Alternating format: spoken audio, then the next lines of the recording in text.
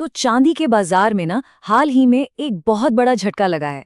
कीमतों में जो तेज गिरावट आई है उसने कई इन्वेस्टर्स को हैरान कर दिया है। तो चलिए बिना देर की सीधे मुद्दे पर आते हैं और समझते हैं कि आखिर ये हुआ क्या है और इसके मायने क्या हैं। चांदी अपने हाल के सबसे ऊंचे लेवल से लगभग 24% तक नीचे आ चुकी है। जी हाँ, आपने सही सुना, 24%।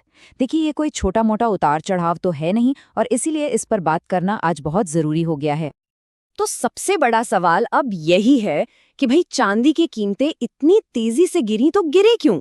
आखिर इसके पीछे वजह क्या है? चलिए एक एक करके इन वजहों को समझते हैं। हमारी समझ में इसके पीछे 4 मुख्य वजह हैं जिन्होंने मिलकर कीमतों पर यह दबाव बनाया है। आइए एक एक करके इन चारों को देखते हैं।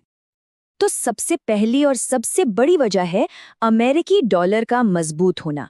ये एक क्लासिक इकोनॉमिक्स का फंडा है जो इस बार भी बिल्कुल फिट बैठा है। अब इन दोनों के बीच का जो रिश्ता है ना, उसे समझना बहुत जरूरी है।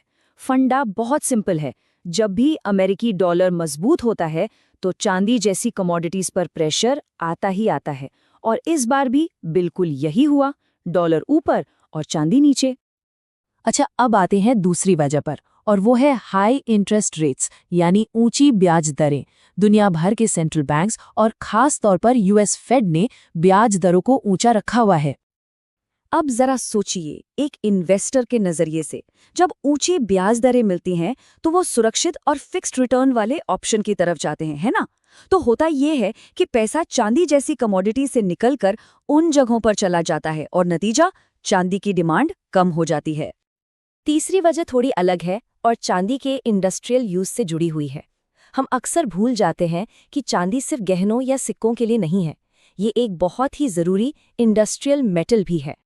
सोलर पैनल्स, इलेक्ट्रॉनिक्स, इलेक्ट्रिक गाड़ियां, ये सब भविष्य की टेक्नोलॉजी हैं और इन सब में चांदी का इस्तेमाल होता है। लेकिन दुनिया भर में जो इकोनॉमिक स्लोडाउन की आशंका है, उसकी वजह से इन सेक्टर से डिमांड थोड़ी ठंडी पड़ गई और इसका सीधा असर कीमतों पर पड़ा।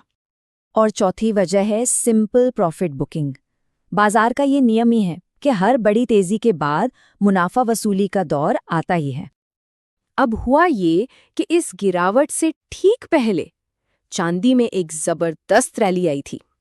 कीमतें आसमान छू रही थीं। तो जैसे ही कीमतें अपने पीक पर पहुंची, बड़े बड़े इन्वेस्टर्स ने अपना प्रॉफिट निकालना शुरू कर दिया। और जब इतनी बड़ी सेलिंग होती है तो कीमतों का नीचे आना तो लाजमी है।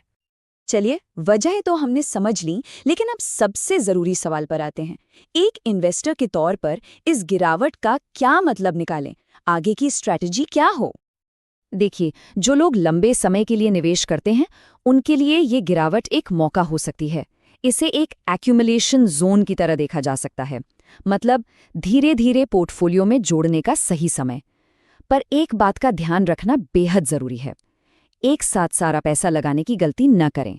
एसआईपी या फिर किश्तों में खरीदना ही समझदारी होगी। अच्छा, आगे बढ़ने से पहले चांदी के नेचर को समझना भी बहुत जरूरी है, क्योंकि यही तय करता है कि किसी के पोर्टफोलियो में इसकी जगह क्या है। और ये बात गांठ बांधने वाली है।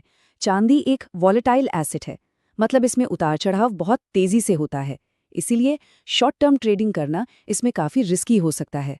हाँ, लेकिन अगर लंबी अवधि की बात करें तो महंगाई से बचाने वाले एक हेज के तौर पर इसका रोल आज भी बहुत मजबूत है।